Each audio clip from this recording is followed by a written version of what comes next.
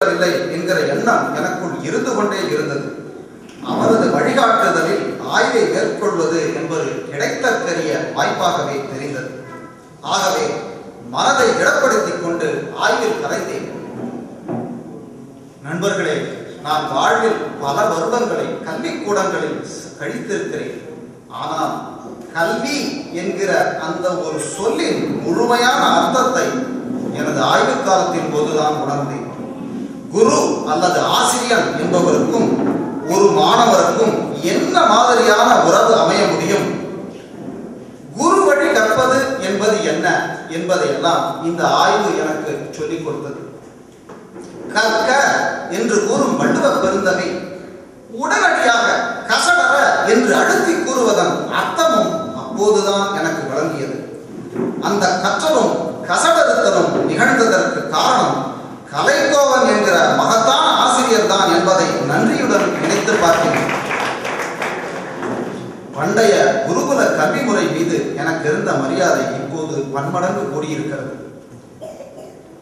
இப்போது வரலாற்றை பற்றிய எனது பார்வை வேறு. அது ஒரு நீண்ட தொடர் சங்கிலி. அது இறந்த காலத்தையும் நிகழ்காலத்தையும் எதிர்காலத்தையும் ஒன்றாக பின்னி பிணைத்து நிற்கிறது. நாம் வாழ்ந்து கொண்டிருக்கும் வாழ்க்கை என்பது இத்தகைய எண்ணிலடங்காத கண்ணிகளால் பிணைந்து நிற்பது என்று தோன்றுகிறது. இந்த சமூகத்தில் செயல்பட்டுக் கொண்டிருக்கும் அத்தனை விசைகளையும் அதன் போக்கையும் அதனை தீர்மானிக்கும் சக்திகளையும் புரிந்து கொள்ள உதவும் மிகப்பெரிய கருவியாக வரலாறு இருக்கிறது.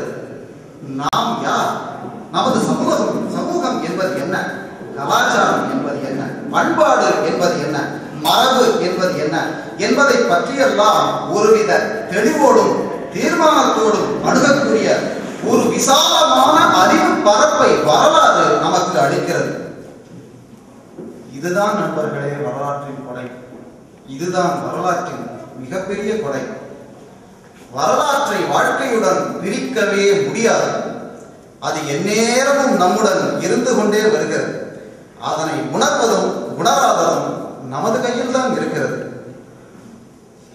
ஆகவே வரலாற்றின் கரம் பிடித்து நடப்போம்.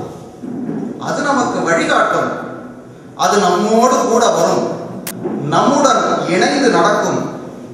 நாம் தடுமாறி விழும்போதெல்லாம் கரம் கொடுத்து அரவணைக்கும். வரலாற்றின் வழி உலகை காணும்போது நீங்கள் உங்களை சுற்றிலும் உங்களின் முன்னோரின் இருப்பை உணரலாம், மூதாதையர்களின் இருப்பை உணரலாம். இந்த தேசத்தில் வாழ்ந்து மறைந்த ஆயிரக்கணக்கான ஞானியரின் இருப்பை உணரலாம், இறைவனின் இருப்பை கூட உணரலாம். நன்றி, வணக்கம்.